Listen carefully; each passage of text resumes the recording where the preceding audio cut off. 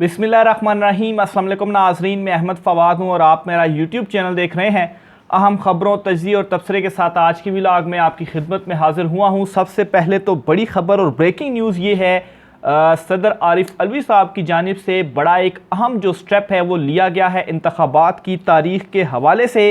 इंतखाबात कब होने जा रहे हैं, तारीख के ऐलान का मामला क्या है, कुछ अहम तफसीलात आपके साथ शेयर करूँगा। दूसरे नंबर पर इमरान खान साहब को जेल में बड़ी खुशखबरी मिल चुकी है और खुशखबरी ये है कि जो लोग ये साजिशें कर रहे थे या इवन के अपोजिशन लीडर का बाकायदा तौर पर बयान है इस हवाले से, जो राजा रियाज हैं, अब तो खैर असम्बली तहलील हो चुकी है कि बल्ले का निशान बैलेट पर नहीं होगा। ये तमाम तर जो साजिशें हैं वो दम तोड़ चुकी हैं और बल्ले का निशान बैलेट पर होगा और पाकिस्तान तहरीके इंसाफ इलेक्शन में होगी। कुछ अहम तफसीलात इस हवाले से भी आपके साथ में शेयर करूंगा। और काकड़ निगरान हुकूमत जिसका मंसूबा था, जब वो हुकूमत आई तो इस तरह से लगी कि लंबा ये चलेगा निगरान सेटअप, लेकिन ये मंसूबा भी अब नाकाम होता हुआ नज़र आ रहा है। और काकड़ हुकूमत ऑलरेडी अभी कुछ दिन ही हुए हैं इसे आए, तो निगरान हुकूमत जो है वो फारिग होती हुई नज़र आ रही है। कुछ अहम तफसीलात इस हवाले से भी आपके सामने रखूँगा। सबसे पहले तो नाज़रीन, सदर आरिफ अलवी और इंतखाबात के मामले के ऊपर कुछ चीज़ें आपके साथ में शेयर करता चलूँ तो मामला कुछ यूँ है कि इलेक्शन कमीशन को डॉक्टर अलवी की जानिब से एक लेटर लिखा गया था इंतखाबात की तारीख और मुलाकात के हवाले से। और इस लेटर के जवाब में चीफ इलेक्शन कमिश्नर ने कहा जी कि इलेक्शन एक्ट में तरमीम हुई, अब आपका इख्तियार नहीं है, अब जो इख्तियार है वो हमारे पास है, हम इलेक्शन की डेट देंगे, और मुलाकात से भी इनकार कर दिया था। तो ये तो हो गया इस मामले का बैकग्राउंड। अब इसके ऊपर क्या हुआ है, डॉक्टर आरिफ अलवी की जानिब से डट जाने का जो फैसला है वो किया गया है और इस मामले के ऊपर बाकायदा तौर पर एक ख़त जो है वो लिखा गया है ऐवान सदर की जानिब से। और ये जो ख़त है वो लिखा गया है वजारत कानून को, और वजारत कानून को अब बीच में इन्वॉल्व कर दिया गया है कि ठीक है, आपने अगर ये कानून साजी की है, ये तरमीम की है, तो अब आप ही इसको ज़रा थोड़ा सा बताएं कि आया इलेक्शन की जो तारीख़ है वो कौन देगा या ये किसका इख्तियार है। इस मामले के ऊपर जो राय है मुख्तलिफ कानूनदानों की वो तो ये है कि अब इलेक्शन कमीशन भी और वजारत कानून भी फंस चुका है, क्योंकि असल में तो ये जो इख्तियार था वो था सदर आरिफ अलवी साहब का। तो बहरहाल ख़बर के मुताबिक नाज़रीन, ऐवान सदर की जानिब से ख़त वजारत कानून और इंसाफ के सेक्रेटरी के नाम लिखा गया है। ऐवान सदर का कहना है कि इलेक्शन कमीशन का मौक़िफ़ है कि इलेक्शन की तारीख देने के इख्तियार सिर्फ इलेक्शन कमीशन के पास है। चीफ इलेक्शन कमिश्नर सुल्तान सिकंदर राजा ने इलेक्शन की तारीख के ऐलान से मुतल्लिक डॉक्टर आरिफ अलवी के ख़त का जो है वो जवाब दिया था और उसमें उन्होंने कहा था कि ये इख्तियार उनके पास है। तो अब वजारत कानून जो है, जाहिर सी बात है, वो आईनो कानून की गलत जो तशरीह है या गलत गाइडेंस नहीं दे सकती कि ये इलेक्शन कमीशन का इख्तियार है, और उनकी जो गाइडेंस होगी या वो ये जो लेटर लिखेंगे ये ऑन रिकॉर्ड भी होगा। और चूंकि ये सारे का सारा मामला एट द एंड अदालत में ही जाना है, सुप्रीम कोर्ट में ही जाना है, क्योंकि उन्होंने फिर मज़ीद इसकी जो तशरीह है वो करनी है। तो इस वजह से डॉक्टर अलवी की जानिब से ये जो बड़ा स्टेप है या एक बड़ा सरप्राइज़ जो है वो दिया गया, ख़ास तौर पर डॉक्टर आरिफ अलवी की जानिब से पिछले कुछ दिनों से जो कुछ अहम स्टेप्स उठाए गए हैं वो पाकिस्तान तहरीके इंसाफ के लिए आप कहें कि एक किस्म का नेक शगुन जो है वो साबित हो रहे हैं। तो बहरहाल इलेक्शन की जो तारीख़ है, इस हवाले से ज़राए ये दावा भी कर रहे हैं कि जो सदर हैं वो इलेक्शन की तारीख़ के हवाले से जल्द एक बड़ा धमाका भी करने जा रहे हैं, और ये जो धमाका है वो इलेक्शन तारीख़ की अनाउंसमेंट के हवाले से मुमकिना तौर पर है। और इंतज़ार यही है कि वजारत कानून इसके ऊपर जो राय है वो दे दे और फिर उसके बाद डॉक्टर आरिफ अलवी की जानिब से जो कोई स्टेप है वो उठाया जाएगा। इसी तरह से दूसरी साइड पर सुप्रीम कोर्ट ऑफ पाकिस्तान में भी एक आइनी जो दरख्वास्त है वो बर वक्त इंतखाबात के हवाले से दायर की जा चुकी है कि इलेक्शंस जो हैं वो 90 दिन के अंदर करवाए जाएं। और बज़ाहिर इस वक्त जो हैपनिंग्स हो रही हैं, निगरान काकड़ हुकूमत जो है वो फारिग होती हुई नज़र आ रही है। जिस तरीके से बिलों के मामले के ऊपर आवाम सड़कों पर आई है और इवन के बिल जमा करवाने से भी उन्होंने इनकार किया है। निगरान हुकूमत के हवाले से मज़ीद चीज़ें आपके साथ आगे मैं शेयर करता हूँ। पहले ये जो पटिशन है सुप्रीम कोर्ट में, जो आइनी पटिशन दायर हुई है, इसकी डिटेल्स जो है वो मैं आपके साथ शेयर करता चलूँ। तो दरख्वास्त के मुताबिक ये जो है वो हाई कोर्ट के वकील हैं मलिक बाबर हमीद, इन्होंने दायर की है अपने दीगर जो वकला हैं उनके ज़रिए, और कुछ अहम सवालात इस दरख्वास्त में उठाए गए हैं। इसमें सबसे पहले तो ये कहा गया है कि क्या मुश्तरका मफादात कौंसल का 5 अगस्त 2023 का इजलास आईनी था। ये सवाल क्यों उठाया गया? क्योंकि इस इजलास के अंदर 2 निगरान वज़ीर आला शरीक थे, तो जो निगरान वज़ीर आला है वो तो मुंतखब नुमाइंदे नहीं, तो फिर ये जो मफादात कौंसल का इजलास था जहाँ से मरदमशुमारी का नोटिफिकेशन हुआ और फिर इस नोटिफिकेशन के बाद इलेक्शन कमीशन ने हल्का बंदियों का कहा, तो पहला सवाल तो यही है कि क्या ये आईनी था।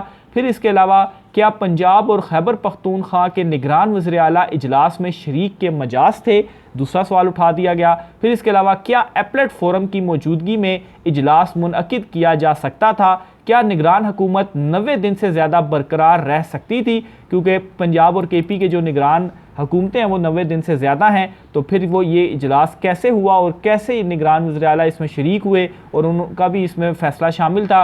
क्या इलेक्शन कमीशन 90 दिन में इलेक्शन के आइनी हुक्म को नज़रअंदाज करते हुए नई हल्का बंदियाँ शुरू कर सकता था, जिसका उन्होंने इलेक्शन कमीशन ने कहा जी कि 14 दिसंबर तक हल्का बंदियाँ कंप्लीट होंगी, उसके बाद हम चीज़ों को देखेंगे। फिर क्या पार्लियामेंट आइन में तरमीम के बगैर सदर के आइनी इख्तियार को कम कर सकती थी। अब यही चीज़ जो सबसे पहले मैंने आपके साथ शेयर की कि आइन में तरमीम नहीं हुई, सिर्फ इलेक्शन एक्ट में उन्होंने तरमीम कर दी है, और इलेक्शन एक्ट में तरमीम के बाद कहा जी कि ये जो इख्तियार है वो इलेक्शन कमीशन के पास है, हालांकि आइनी इख्तियार तो सदर का है और आइन में जो है वो तरमीम हुई नहीं, तो आइन में तरमीम किए बगैर आप कैसे सदर के जो इख्तियारात हैं उनको कम कर सकते हैं। तो ये एक और आखिर में जो सवाल है इस दरख्वास्त में उठा दिया गया है, जो कि सुप्रीम कोर्ट ऑफ पाकिस्तान में बाकायदा तौर पर दायर की जा चुकी है। तो मामलात जो हैं वो इतने सादा नहीं हैं, इतने आसान नहीं है कि इलेक्शंस को यूं ही रोका जा सके या इलेक्शंस को डिले किया जा सके, क्योंकि एक तो सदर के आइनी इख्तियारात के ऊपर और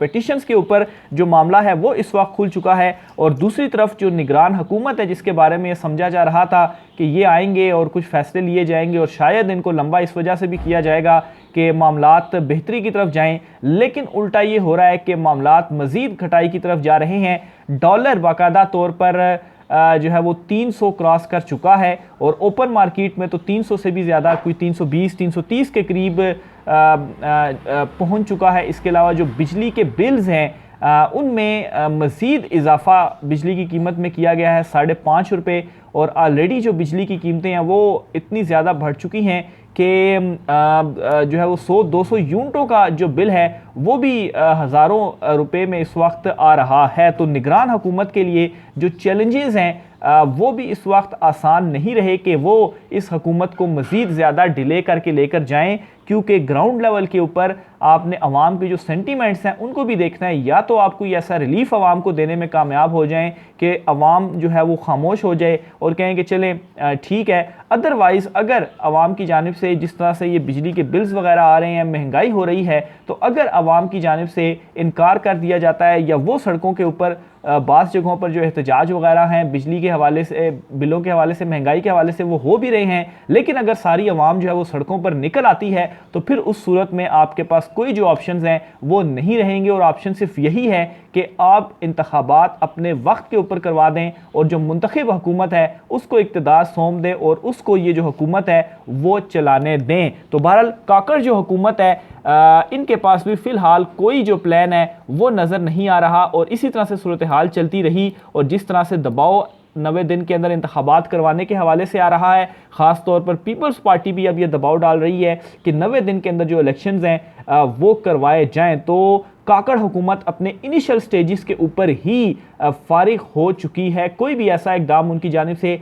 सामने नहीं आया कि वो अवाम की जो सेंटीमेंट्स हैं या जो महंगाई है इसके ऊपर काबू पाने के लिए कुछ कर सके। उल्टा निगरान वज़ीर आज़म क्या कहते हैं, वो कहते हैं जी कि क्या हुआ जो लोग मुल्क छोड़कर जा रहे हैं, यानी कि तंग आकर अवाम मुल्क छोड़कर जा रही है, और निगरान वज़ीर आज़म जो है वो बयान दे रहे हैं कि क्या हुआ कि अगर लोग मुल्क छोड़कर जा रहे हैं। बलूचिस्तान से ताल्लुक़ रखने वाले सेनेटर अनवारुल हक काकड़, जिन्होंने पाकिस्तान के 8वें निगरान वज़ीर आज़म के तौर पर हल्फ उठाया, आजकल काफ़ी मुतहरिक नज़र आ रहे हैं। बुध 23 अगस्त को उन्होंने मारूफ कारोबारी शख्सियात से खिताब के दौरान कहा कि किसी से कुछ पूछो तो जवाब मिलता है कि लोग मुल्क छोड़कर जा रहे हैं। तो क्या हो गया, लोग मुल्क छोड़कर जा रहे हैं? ये जो इनका बयान है, इस बयान के ऊपर काफ़ी ज़्यादा तनकीद भी हुई और ख़ास तौर पर सोशल मीडिया सार्फिन के हवाले से है कि उन्होंने काफ़ी ज़्यादा तनकीद का जो निशाना है वो काकड़ साहब को बनाया। और काकड़ साहब ने इनिशियल स्टेजेस के ऊपर ही अगर कोई इनकी मुस्बत इमेज भी थी तो वो इमेज भी ये खो चुके हैं अपने इस बयान के बाद। दूसरी साइड पर पीपल्स पार्टी जो है, इससे पहले आपको जो है वो निगरान हुकूमत के हवाले से एक और ख़बर देता चलूँ। निगरान हुकूमत ये कहती है कि इलेक्शन कमीशन जिस तारीख का ऐलान करेगा इसी पर हम इंतखाबात करवाएंगे। और ये कहा है जी निगरान वज़ीर इत्तलात मुर्तज़ा सोलंकी साहब की जानिब से।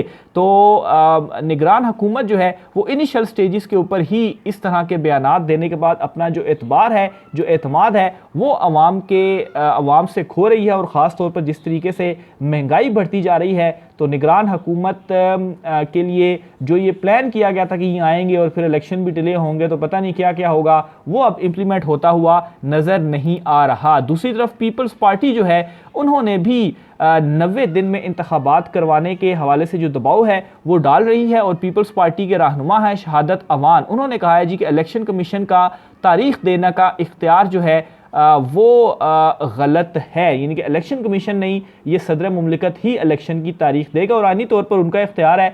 आप एक्ट में तरमीम करके तो ये नहीं कह सकते कि इलेक्शन कमीशन जो है वो इलेक्शन की तारीख देगा और आइनी इख्तियार को आप कम कर दें। इलेक्शन की तारीख देने का इख्तियार सदर मुमलिकत के पास है। इलेक्शन कमीशन ने सिर्फ इंतखाबी शेड्यूल देना है, कवानीन की तशरीह हर कोई अपनी मर्जी से कर रहा है। ये शहादत अवान की जानिब से जो अहम बयान है वो दिया गया और उन्होंने कहा है कि इलेक्शन कमीशन का तारीख देने का इख्तियार गलत है। ये जो इख्तियार है वो सदर मुमलिकत के पास है। तो पीपल्स पार्टी से भी ये जो आवाज़ें हैं 90 दिन में इंतखाबात के हवाले से वो भी उठना शुरू हो चुकी हैं। और पीपल्स पार्टी खैर वैसे पहले भी ये चाहती थी कि 90 दिन के अंदर ही इंतखाबात हों। कप्तान के लिए बड़ी खुशखबरी है और बड़ी खुशखबरी ये है कि जिन लोगों ने ये सोचा था कि बैलेट पेपर से बल्ले के निशान को माइनस कर दिया जाए, उन लोगों का ये जो मंसूबा है वो नाकाम हुआ है। क्योंकि बैलेट पेपर पर पाकिस्तान तहरीक इंसाफ बल्ले का जो निशान है वो रहेगा और पाकिस्तान तहरीक इंसाफ ये इंतखाबात भी लड़ेगी। इलेक्शन कमीशन ऑफ पाकिस्तान से वफ्द की मुलाकात हुई पाकिस्तान तहरीक इंसाफ के और उसके बाद ये जो बयान है बहुत सारे इंतखाबात के हवाले से मामला डिस्कस हुए। 90 दिन के अंदर इंतखाबात करवाने का भी पीटीआई वफ्द ने चीफ इलेक्शन कमिश्नर को अपना जो मैसेज था वो भेजा। और इस मुलाकात के बाद जो अली ज़फ़र साहब हैं उन्होंने गुफ्तगू भी की और कहा भी कि जो बल्ले का निशान है वो बैलेट पेपर के ऊपर होगा और जो भी तलवार लटक रही थी कि शायद बल्ले का निशान ले लिया जाए, ये हो जाए, वो हो जाए, ये तमाम तर चीज़ें नहीं होने जा रही। मनसूबा साज़ों का इस हवाले से जो मनसूबा था वो नाकाम हुआ। ख़ास तौर पर राजा रियाज जो कि बड़ा खिलखिला के कहते थे कि बल्ले का निशान बैलेट पेपर पर नहीं होगा, उनका बयान जो है वो भी ऑन रिकॉर्ड मौजूद है। तो बहरहाल ये चीज़ नहीं होने जा रही। पाकिस्तान तहरीक इंसाफ बल्ले का जो निशान है वो बैलेट पेपर पर होगा। आखिर में नाज़रीन 2-3 खबरें आपके साथ में जल्दी से शेयर करता चलूँ। सुप्रीम कोर्ट ऑफ पाकिस्तान ने तहरीरी हुक्मनामा जारी कर दिया है।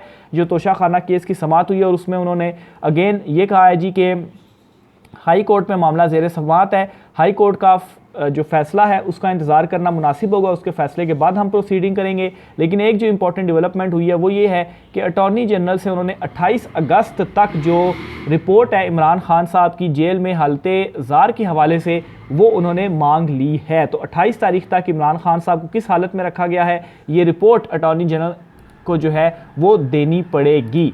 इसके अलावा नवाज़ शरीफ की वापसी के हवाले से शाहिद खाकान अब्बासी ने बड़ा एक बयान जो है वो दे दिया है और उन्होंने कहा है जी कि नवाज़ शरीफ अपनी हुकूमत में वापस आते तो बेहतर होता ताकि कोई उंगली भी ना उठा सकता। तो नवाज़ शरीफ ने वापस आना ही नहीं था और अब नून लीग भी ये समझ चुकी है कि और या उनकी उम्मीदें भी टूट चुकी हैं कि नवाज़ शरीफ वापस आएंगे, इसीलिए इस तरह के जो बयानात हैं वो भी सामने आ रहे हैं। नवाज़ शरीफ जब भी मुल्क वापस आएँ इन्हें सरेंडर करना पड़ेगा, इसके अलावा और कोई रास्ता नहीं। शाहिद खाकान अब्बासी की नवाज़ शरीफ को अब इलेक्शन के करीब पाकिस्तान वापस आने की तजवीज़, ये जो बयान है वो शाहिद खाकान अब्बासी की जानिब से दिया गया है। अदालत के सामने सरेंडर करने के बाद इन्हें ज़मानत मिल जाएगी।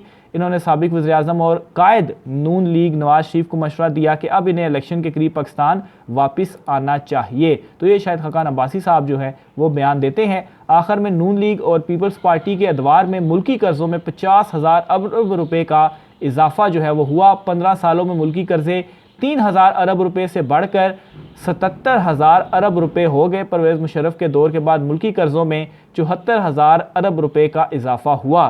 तो महंगाई क्यों ना हो, जबकि पीपल्स पार्टी और नून लीग और ख़ास तौर पे जो 16 माह इन्होंने गुजारे हैं इसमें इस हद तक कर्ज़ों में इजाफा हुआ है। राय के साथ कीजिएगा, मुझे इजाज़त दीजिए, अल्लाह हाफ़िज़।